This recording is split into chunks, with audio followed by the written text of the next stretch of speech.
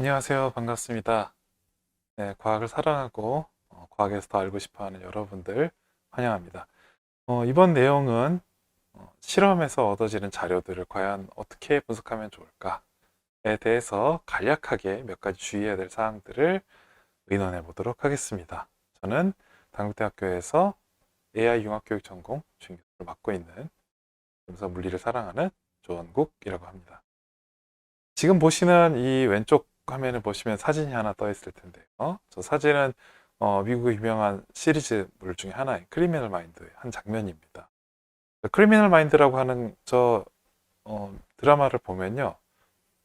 여러 가지 정보들을 가지고 범죄자의 특성이라든지 범죄 유형이라든지 혹은 어떻게 하면 이 사람을 잡을 수 있을 거라든지 단서를 찾고 이런 일들을 벌입니다. 그리고 저 사람들이 다루는 여러 가지 자료들은 사실은 꼭 숫자만은 아니고요. 뭐 이미지라든지 여러 사람들의 증언이라든지 그리고 말로 표현할 수 없는 어떤 다양한 것들까지 다 포함해서 그 사람 뭐 예를 들면 어떤 지역에 대한 뭐 지도 데이터라든지 그런 다양한 정보들을 활용하고 있습니다. 어쩌면 과학도 범인을 잡는 우리 하는 연구도 그런 거 되게 비슷하다는 생각이 많이 듭니다. 왜냐하면 우리가 하는 일들도 결국에는 숫자로 표현될 수 없는 것들, 어떤 현상, 그리고 현상 이면에 감춰진 것들을 여러 가지 방법들을 통해서 우리가 그것이 맞다, 혹은 내가 생각하는 것이 옳다라고 주장하기 위해서 여러 가지들을 노력을 하잖아요. 그런 과정들, 그런 것들은 꼭 숫자로 혹은 이미지로만 보여지지 않기 때문에 여러 가지 방법들을 취해야 됩니다. 네, 그래야 우리에게 모습을 나타내 주잖아요. 그런 관점에서 생각해 보면 좋겠다. 그리고 우리가 바라보는 자료는 바로 이렇게 민낯을 드러내고 있는 그런 사람이 아니라 화장을 하거나 변장을 하고 혹은 숨바꼭질을 하고 있는 사람처럼 어딘가 숨어져 있지만 우리가 찾아내는 그런 과정. 그런 과정을 하는 것. 숨겨진 것을 찾아내는 과정이 바로 자료 분석이나 해석이 아닌가 이렇게 생각해 볼 수 있겠습니다. 그럼 본격적으로 시작해 보도록 하겠습니다. 과제 연구의 흐름. 네. 문제 발견부터 시작해서 이러한 과정들을 거칩니다. 자, 그러면 제가 첫 번째 먼저 질문을 하나 던져면서 시작하도록 하겠습니다. 자, 제 질문은요. 자료 분석은 실험이나 연구 다 해놓고 모아놓고 그때만 하나요? 라고 질문해 볼 수 있습니다. 무슨 뜻이냐면 연구 중간 혹은 그 좀 후반부에만 잘하면 되는 거 아닌가요? 라는 생각을 할 것 같은데요. 과연 그럴까요? 실은 그렇지 않습니다. 왜냐하면 연구 초기에도 혹은 연구를 마칠 무렵에도 모두 필요한 게 이 자료 분석입니다. 제가 예를 한번 들어보겠습니다. 제가 한 것들 중에 하나인데요. 서울 지역의 일별 기온 데이터들을 가져온 것들입니다. 이것은 공공 데이터 포털을 통해서 기상정보 기상청에서 누적된 데이터들을 가져올 수 있는데요. 약 1908년경부터 현재까지 누적된 데이터를 가져올 수 있고요. 풍속이나 풍향, 여러 가지 기상 정보들을 가져올 수 있습니다. 자, 그럼 그 정보를 가지고 놓고 이렇게 생각해 볼 수 있을 거예요. 요즘 기후 변화에 대해서 많은 이야기를 하고 있는데 과연 우리나라, 특히 서울 지역의 기온은 상승하고 있는 것일까? 혹은 앞으로의 기온은 어떻게 될까? 혹은 그 기온을 예측할 수 있는 적절한 모델을 만들 수 있을까? 이런 것들을 고민할 수 있겠죠. 그런 것들을 몇 가지 머신러닝, 딥러닝을 포함해서 모델을 적용시켜서 성능을 비교해 본 것들입니다. 지금 그래프만 보시면 어떤가요? 최근 20년간의 그래프인데요. 이 위아래로 반복되는 것은 365일 이제 연간 데이터, 일별 데이터가 다 누적됐기 때문인데요. 그 그래프만 보면 크게 기온이 올라간 것처럼 보이지 않는다라고 생각할 수 있어요. 그렇죠? 자, 그런데 이 그래프를 다르게 한번 분석해 보겠습니다. 이거 가공한 게 아니고요. 그냥 자료를 가지고 다시 표현한 겁니다. 자, 두 번째 나오는 이 그래프는요. 폭염일수를 표시한 겁니다. 폭염일수의 기준은 일 최고 기온이 33도, 섭씨 온도 33도를 넘겼을 때를 기준으로 하거든요. 자, 그렇게 놓고 보면 첫 번째 그래프를 놓고 주장하는 사람은 무엇이라고 주장할 수 있냐면 기온 변화가 거의 나타나지 않아 라고 할 수 있는데 두 번째 사람은 어떻게 주장하냐면 기온 변화는 크지 않아. 그런데 폭염 일수는 늘어나고 있는 것처럼 보이지 않아? 지금 그래프를 보면 그렇게 나타나 보이시죠? 네, 그렇게 주장할 수 있어요. 혹은 첫 번째 주장을 또 뒤엎기 위해서 이렇게 주장할 수도 있어요. 세 번째 그래프는 일평균 그래프를 나타내는 것들이 아니라 5년의 평균 이동 평균선을 나타낸 겁니다. 뭐 이런 것들은 보통 주식과 같은 뭐 이런 투자들을 해서는 이제 이동 평균선이라고 하는 것들을 많이 활용하거든요. 쉽게 말하면 매일매일의 이동은 들어왔다 나왔다 하니까 갑자기 중간에 뭔가 하나 튀면 되게 변화가 크게 보이잖아. 그렇게 하지 말고 우리 어떤 기간의 평균값을 가지고 이동하는 것을 확인해 보자. 그렇다면 10일 중에 1일이 갑자기 올라갔다 다시 정상으로 내려온다면 그 변동폭을 10분의 1로 줄일 수 있겠죠. 그러니까 훨씬 부드럽게 나타날 수 있겠죠. 일종의 스무딩을 하는 겁니다. 자, 그렇게 나타내면 어떻게 보이나요? 지금 세 번째 그래프를 보면 약간 내려갔다가 다시 조금씩 올라가는 것처럼 이 이동평균선이 나타난다는 것을 알 수 있겠죠. 제가 무엇을 이야기하고 싶을까요? 네, 같은 데이터라고 하더라도 사실은 모두 결론이 같지 않다는 겁니다. 이게 제가 여러분께 드리는 가장 중요한 첫 번째 팁입니다. 자, 그러니까 데이터 모았어. 그러면 다 실험했는데 결과가 비슷해요. 모든 나를 포함한 다른 학생들이. 자, 그러면 결론이 같겠네요. 아닙니다. 결론은 다를 수 있어요. 이 같은 데이터를 놓고 어떤 관점으로 어떻게 분석하고 어떤 방식으로 데이터를 추출했느냐에 따라서 다른 결론이 내려질 수 있습니다. 그리고 그 다른 관점이라고 하는 거는 다른 배경 이론일 수도 있거든요. 자, 그러니까 결과만 같으면 결론까지 다 같겠네. 이렇게 나이브하게 생각하지 말라.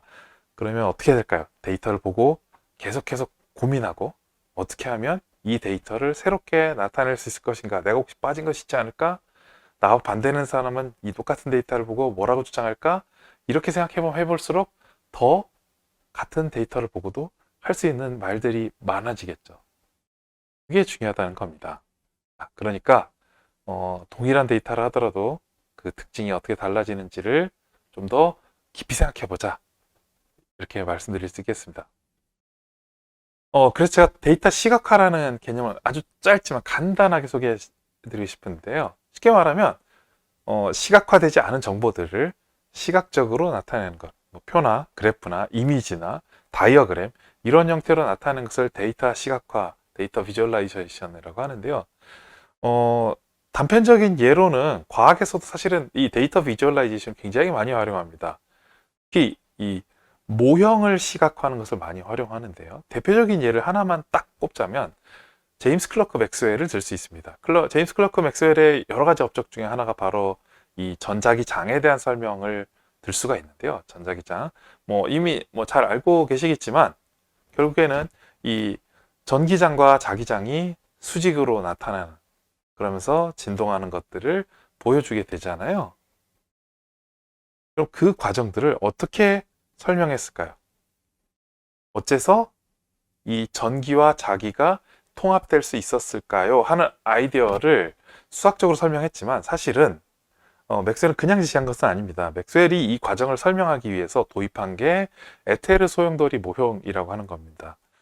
지금 보시는 제 왼쪽에 이 되게 특이한 육각형 모양의 것들이 등장하잖아요. 이게 뭐냐면요. 톱니바퀴입니다. 좀 이상하긴 한데요. 큰 톱니가 있고요. 육각형이에요. 그리고 그 사이에 작은 동그라미들이 주변을 잔뜩 채우고 있죠.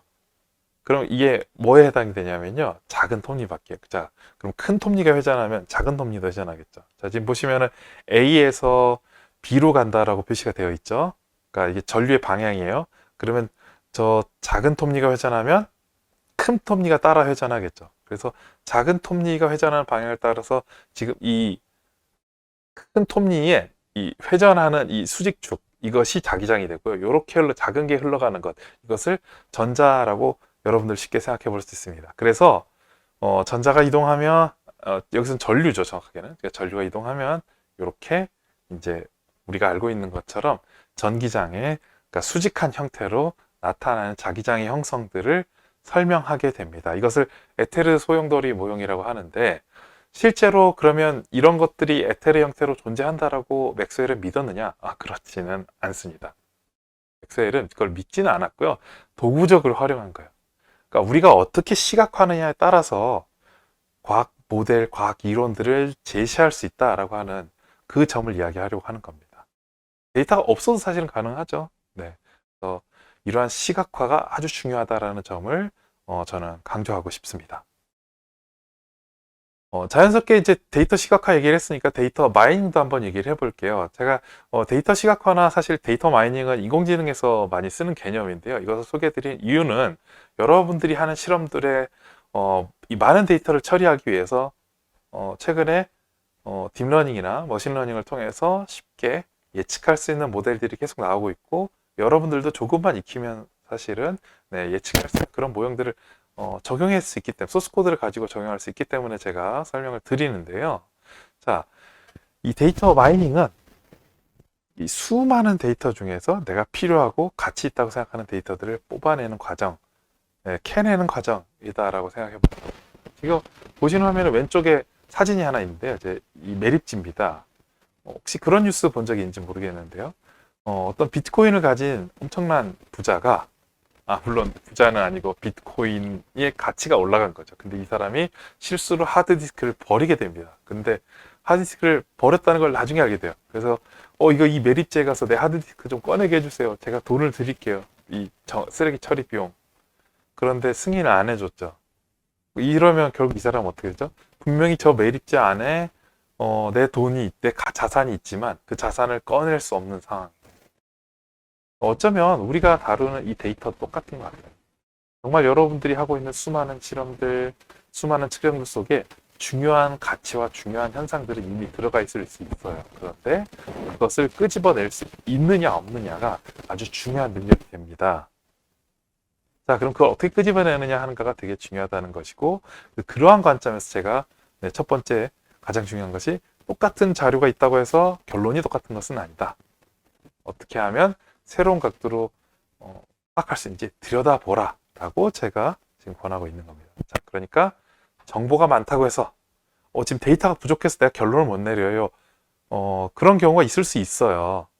네, 그런 경우 충분히 있을 수 있고, 대부분 한 번 실험해서 내가 맞잖아 틀리잖아 이렇게 보는 접근을 하는 경우도 가끔 있는데, 그런 경우에 해당되는 말이지, 실험을 예를 들면 그러면 한 200번쯤, 한 500번쯤 하면 충분한가요? 한 10,000번쯤 하면요? 그러니까 10,000번 한 것과 1,000번 한 것을 비교했을 때 무엇이 더 나을까요? 이런 생각할 수 있잖아요. 그렇죠? 그러니까 제가 얘기하는 거는 기본적인 데이터에 대한 확보가 있은 이 다음부터는 더 많아진다고 해서 더 많은 정보를 반드시 주는 것은 아니다. 오히려 새로 수집하려고 하기보다는 내가 이미 얻은 것을 어떻게 분석할 수 있을 것인가, 여기서 내가 빠뜨린 것은 없는가 주의 깊게 살펴보자는 이야기입니다. 지금 제가 설명하는 것 중에 하나 더 개념 보태 설명하자면, 피처라는 개념인데요. 그러니까 어떤 현상이 있으면 그 현상이 가지고 있는 특징들을 뽑아내게 돼요. 그러니까 피처라고 하는 건 특징, 특성 이런 의미잖아요. 뭐 예를 들면 여러분들이 저를 보시면서 뭐라고 생각할까요? 저 사람의 얼굴, 저 사람의 모습, 저 사람의 헤어스타일, 혹은 안경을 쓰고 있거나 그렇지 않거나, 성별은 무엇인가, 이런 생각들 하면서 보시죠.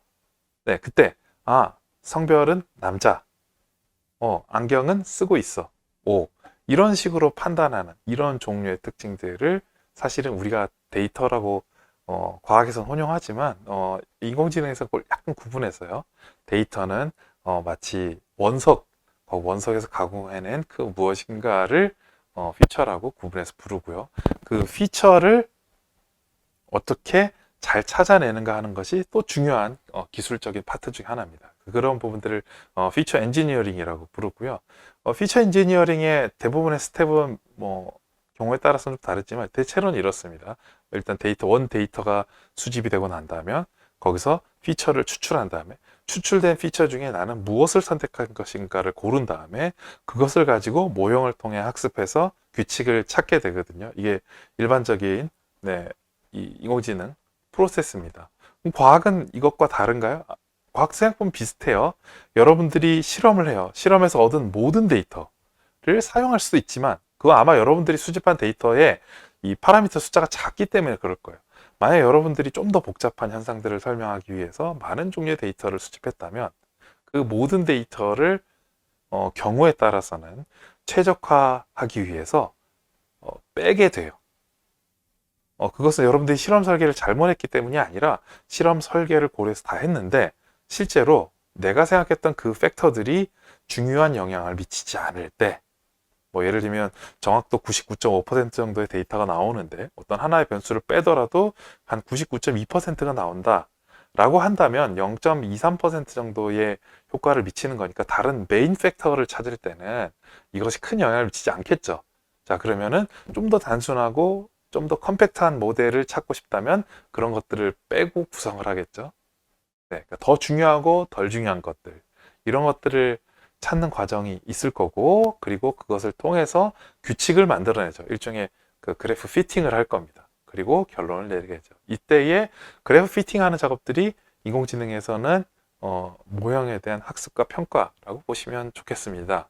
인공지능 과학의 차이점은 프로세스는 비슷한데 대부분의 인공지능에서는 사실은 이 그래프의 어떤 규칙, 어떤 패턴을 찾는 과정들이 학습에 의해서 결정이 된다. 그러나 특히 물리에서 하는 많은 대부분의 어떤 실험이나 이런 것들은 이미 주어진 규칙에 맞는지 아닌지를 체크하는 방식일 경우가 더 많다. 뭐 이 정도로 볼 수 있겠습니다. 결과적으로 본다면은 프로세스는 비슷한데 정해진 방법만 쓸 거냐, 정해지지 않은 규칙까지 고려할 것이냐의 차이점으로 볼 수 있겠습니다. 뭐 여러분들이 아마 잘 알려지지 않은 현상들을 계속 탐구하고 규칙을 찾고 싶다면 당연히 머신러닝하고 비슷한 여기서 새로운 규칙이 있진 않을까? 뭐 이런 것들을 생각해 볼 수 있겠죠. 네. 그런 것들을 비교해 보기 위해서 제가 특히 이번 내용에서는 인공지능 관련된 내용들을 일부러 조금씩 친숙해지기 위해서 좀 더 넣어 보았습니다. 어쨌든 여러분들이 미생물에 대한 데이터를 하나 본다고 합시다. 자, 그러면 왼쪽 같은 사진을 보면 미생물의 특징들을 막 기록을 하죠. 네, 저런 것들이 피처에 해당된다 라고 하는 점을 설명드리는 겁니다. 두 번째 팁은 우리가 기본을 놓치지 말자고 하는 거예요. 아마 이 영상을 보시면서 내가 이미 알고 있는 건데 이렇게 또 생각하는 아주 우수한 여러분들도 계실 겁니다. 그런데 사실은 어떤 훌륭한 축구 선수나 어떤 훌륭한 화가라도 기본을 하지 못하면서 이 하이 퍼포먼스를 구가하는 경우는 거의 없습니다. 뭐 예를 들면 여러분들이 연설가라고 할게요. 그러면은 기본적인 단어 쓰기나 맞춤법이라든지 띄어쓰기 뭐 이런 것들을 틀린다면 명연설가라고 하기는 좀 어렵겠죠. 지금 보시는 사진은 미국의 마틴 루터 킹의 모습입니다. 특히 저분의 그 I have a dream이라고 하는 아주 유명한 연설문이 있죠. 명연설가가 되기 위해서는 어떻게 사람의 마음을 울리는 문구를 쓰고 마음을 담아내는 글을 쓰는 연습도 하지만 가장 기본적인 것은 적절한 단어, 그다음에 기본적인 문법, 규칙 이런 것들을 잘 이해하겠죠. 그러면 과학에선 그런 것들이 없느냐? 아닙니다. 있습니다. 그러니까 여러분들이 아무리 탁월한 아이디어와 탁월한 이론으로 무엇인가를 뭐 발표한다고 하더라도 기본적인 표현 규칙들 다 틀리면요 어떻게 생각하냐면 이거 과연 믿어도 돼? 이렇게 생각할 수 있어요. 그러니까 여러분도 정말 열심히 하고 정직하고 충실하게 수행했지만 여러분들이 오해를 받을 수 있다는 점이에요. 그런 것들을 피하기 위해서는 기본적인 규칙은 꼭 만족해야 된다라고 하는 거고요. 그 기본적인 규칙을 다시 한번 상기시켜 보도록 하겠습니다. 자, 예를 한번 들면서 상황을 볼게요. 자, 지금 여기 나와 있는 비디오는 레이든 프로스트 이펙트라고 해서요. 어떤 액체에 끓는 점보다 상당히 높이 올라가면 어떤 인기온도 이상에 올라가면 이 액체를 이 뜨거운 핫플레이트 같은 데 탁 떨어뜨리면요. 이게 푹 하고 사라지는 게 아니라 동글동글 좀 떠다니면서 막 움직이는 경우가 있어요. 그러니까 이걸 레이든 프로스트 이펙트라고 하는데요. 영상 잠깐 한번 보시죠. 자, 지금 보시면 물방울이 떨어지고 있는데요. 금방 사라지죠. 그런데 이번에는 어떤가요? 마치 이 물방울 이 pen 위를 아주 열심히 구르고 있죠. 이것을 레이든 프로스트 이펙트라고 합니다. 자, 이런 현상을 여러분들이 탐구한다고 한번 가정해 보겠습니다. 이 논문, 지금 보시는 논문은 저너 외에서 여러분들이 쓴 2018년에, 2019년에 그 유로피안 저널 오브 피직스에 실렸던 논문입니다. 지금 먼저 세팅을 보시면요, 비디오 카메라를 이 핫플레이트 위에 놓고요, 여기서 이제 피펫으로 드롭렛, 그 물방울들을 떨어뜨려요. 그리고 이제 관찰하는 거죠. 자, 보시면은 A와 같은 형태로 이제 떨어진 모습들, 비유처럼 이렇게 보이는 것들을 알 수가 있습니다. 자, 이런 실험 세팅들을 놓고요. 그리고 드럼렛 보시면 떠 있죠. 네, 왜 그러냐? 저 레이든 프로스트 이펙트가 일어나는 이유는 이 표면에서 빠르게 증발을 해요. 그러면 이 증기압에 의해서 이 물방울이 실제로 표면 위에 떠 있게 됩니다. 그리고 저 물방울의 다이아미터를 측정해서 그 다음에 이 물방울이 얼마나 오랫동안 존재하는지를 하는 실험이 이 연구의 주된 내용입니다. 보시면요. 일단 기본적으로 첫 번째, 우리가 표나 그래프에서 X축, Y축이 무엇을 의미하는지, 거기에 단위는 무엇인지, 이런 것들 빠뜨리는 경우들이 종종 있어요. 절대 그런 것들을 빠뜨리지 않도록 주의한다는 거고요. 그리고 두 번째는 이 그래프에서 우리가 혼란을 주지 않기 위해서는 같은 스케일을 사용하거나, 이런 스케일이 다르다면 크기를 좀 다르게 한다거나, 아니면 명확하게 데이터를 좀 붙여준다거나, 이런 것들이 필요하다는 겁니다. 이 연구에서 쓴 공식은 크게 두 가지인데요. 하나는 보시는 것처럼 시간에 따른 이 반지름 크기 DT라고 표현된 것들을 가지고 공식을 세웠고요. 그래서 간단하게 저 공식을 T는 R0 알파 승의 오버의 알파 감마의 형태로 나타낸 것들인데요. 저걸 보시면은 R0 알파 승과 T가 서로 이제 비례하는 그래프가 나오게 돼요. 그래서 이제 리니어한 관계들을 그리게 됩니다. 지금 보시면 아래쪽에 있는 왼쪽에 있는 것이 이제 물방울.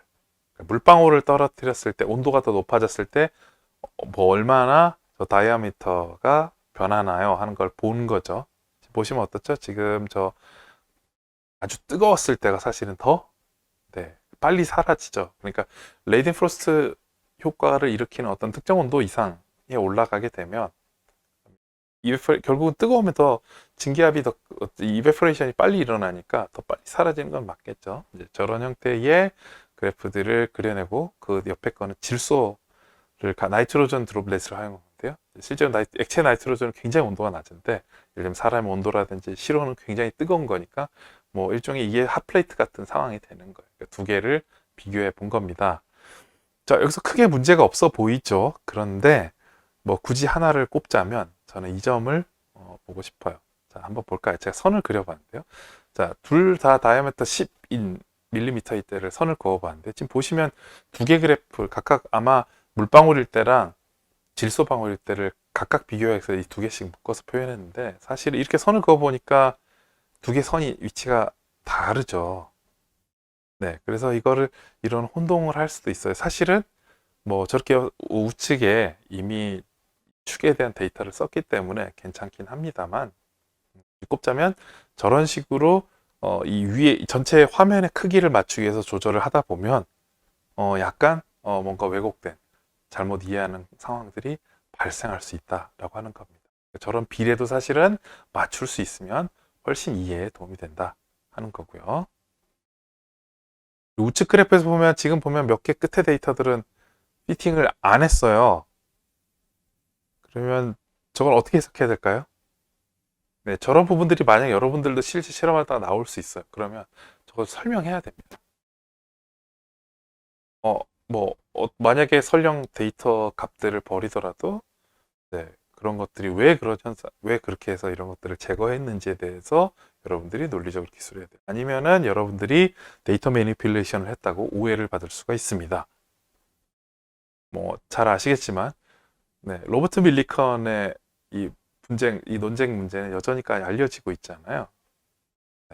여러분들이 데이터 자체를 왜곡하라는 뜻이 아니라 데이터를 주의 깊게 봐야 된다는 거예요. 그리고 그 데이터가 잘못 수행된 건지 아닌지를 잘 판단해서 포함시켜야 되고 그런 것들을 명확히 잘 기술해야 된다라고 하는 점입니다. 자, 그리고 세 번째로는 평균, 표준 편차, 오차 이런 것들 잘 명시해야 되는데요. 지금 그래프 보시면은 제가 여기 다른 비슷한 연구인데요. 이거는 이제 파체코 바스케스 등이 쓴 PRL에 실린 논문입니다. 똑같이 이것도 레이든 프로스트 이펙트를 다룬 건데, 이건 앞에 연구와 좀 다른 거는 드롭렛 3개를 가지고 어떻게 뭉치는지 아닌지 이런 것들을 본 거예요. 코얼레센스. 원래는 이 물방울들을 여러 개를 떨어뜨리면 서로 이렇게 들러붙으면서 쫙 합쳐지잖아요. 이제 그렇지 않은 현상들을 쭉 보면서 그렇게 이르는 과정들을 보면서 분석한 연구가 PRL에 실린 건데요. 보시면 저 그래프 보시면 이렇게 네, 표시된 거 있죠? 네, 이 박스플롯의 에러바를 표현하는 방법입니다.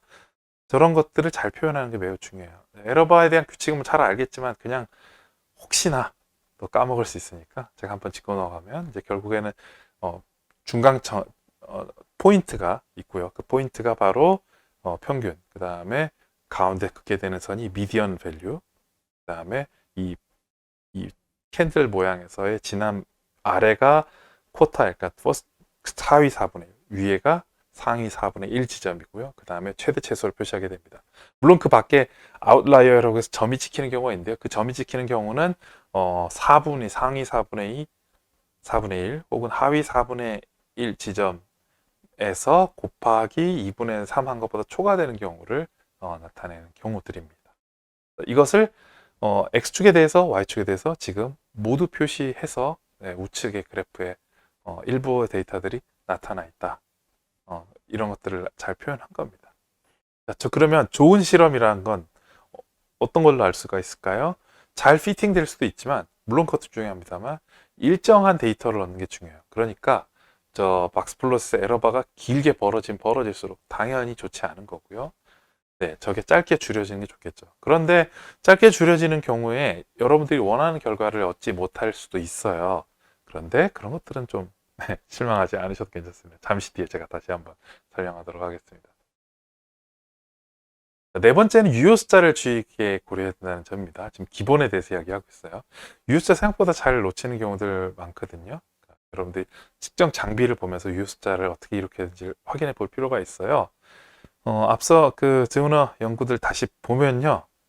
네, 지금 보시면은 알파 값이라든지 감마 값에 대한 정확한 유효 숫자와 범위들을 잘 기록하고 있어요. 그러니까 저렇게 여러분들 이 장비의 센서티비티를 고려를 해서 계산해야 됩니다. 뭐 잘 아시겠지만 덧셈이나 뺄셈을 할 때는 단위가 큰 것에 맞추고 곱셈이나 나눗셈을 할 때는 유효 숫자 개수가 더 작은 것에 맞춰지기 때문에 사실은 여러분들이 가장 덜 정밀하게, 가장 러프하게 측정한 것에 의해 따라 사실 여러분들의 실험 데이터가 이 퀄리티가 결정이 되기 때문에 그런 부분들 아주 주의 깊게 고려해서 계산하고 표현하기 바랍니다.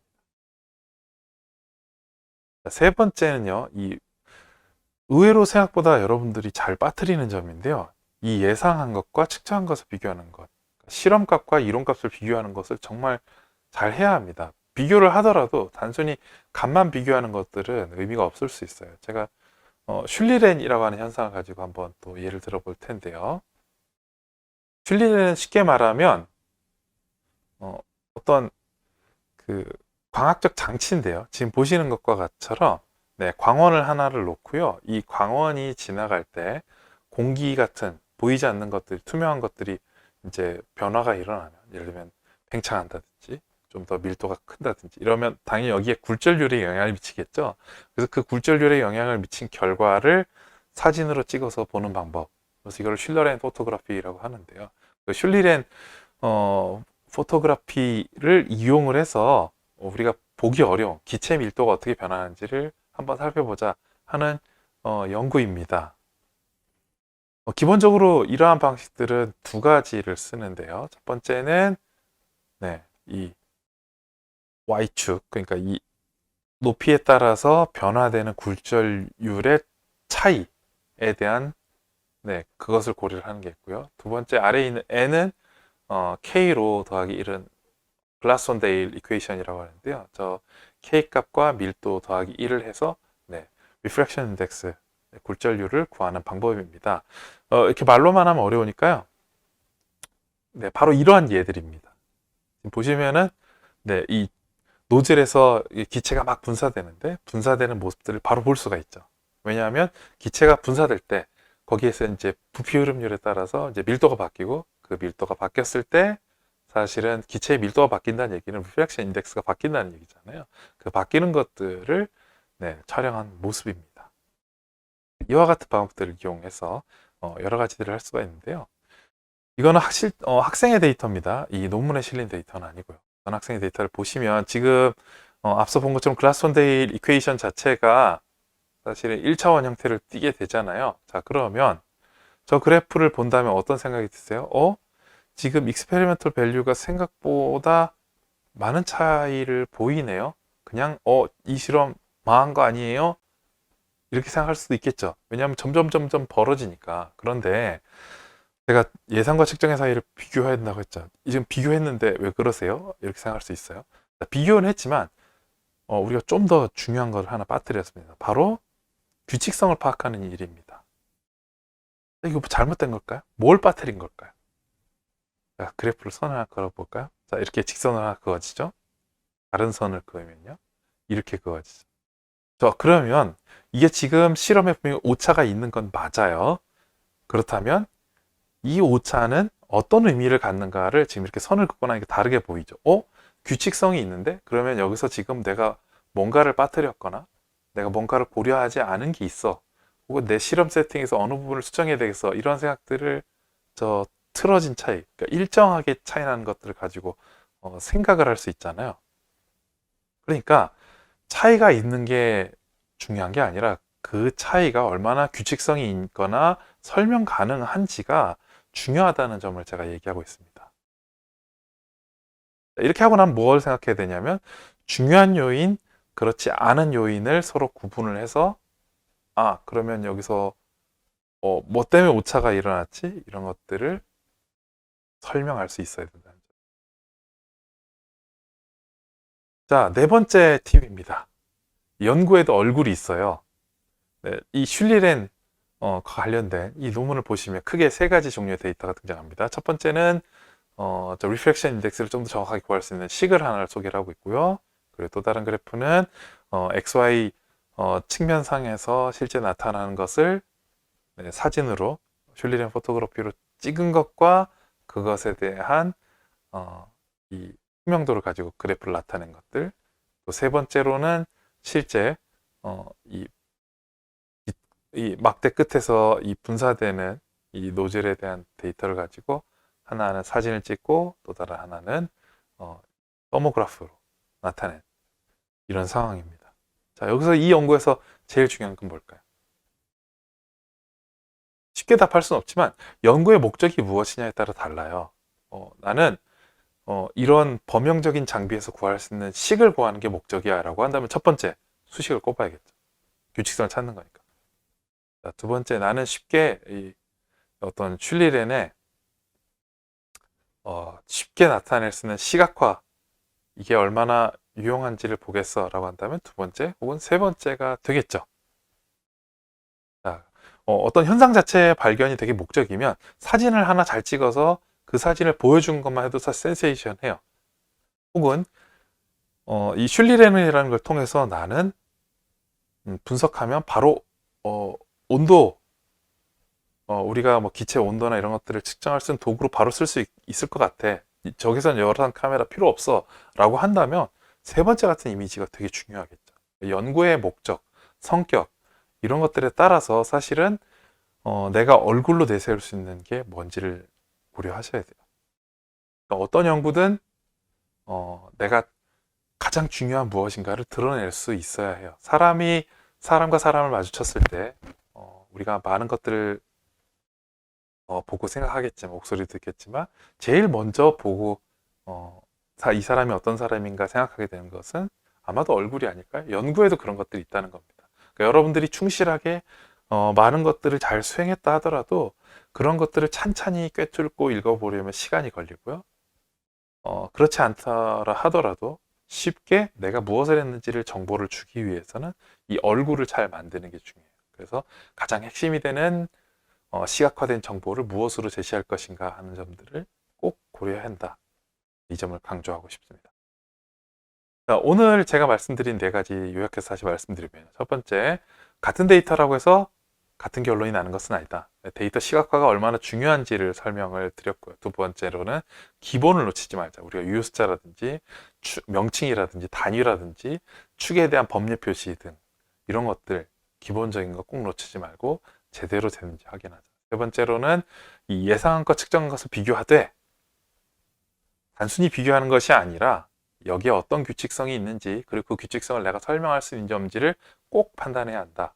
끝으로는 내 연구의 얼굴은 무엇인가를 고민하고 그 가장 중요한 그 결과, 너 어떤 연구했니? 라고 한다면 이거 한번 보세요 라고 보여줄 수 있는 딱 하나의 그림 혹은 어떤 식 혹은 어떤 그래프, 이미지, 이런 것이 무엇이 있는지 그것을 생각해보고 여러분들이 연구를 수행하고 자료를 표현하면 좋겠습니다. 끝으로 나태주 시인의 풀꽃이라는 내용을 잠시 소개하도록 하겠습니다. 자세히 보아야 예쁘다, 오래 보아야 사랑스럽다, 너도 그렇다.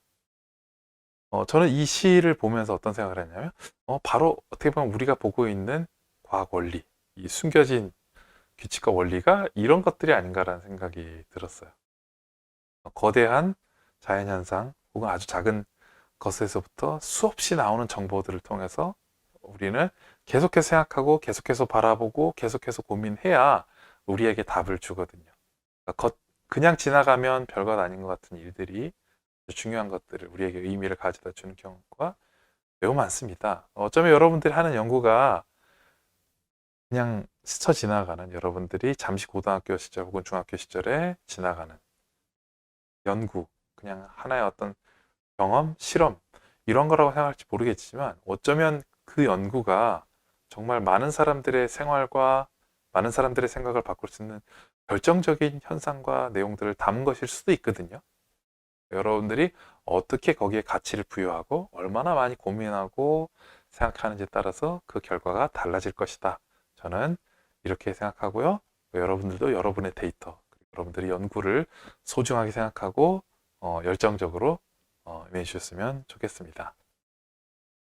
경청해 주셔서 감사드리고요. 네, 오늘 강연 이렇게 마치도록 하겠습니다. 수고 많으셨습니다.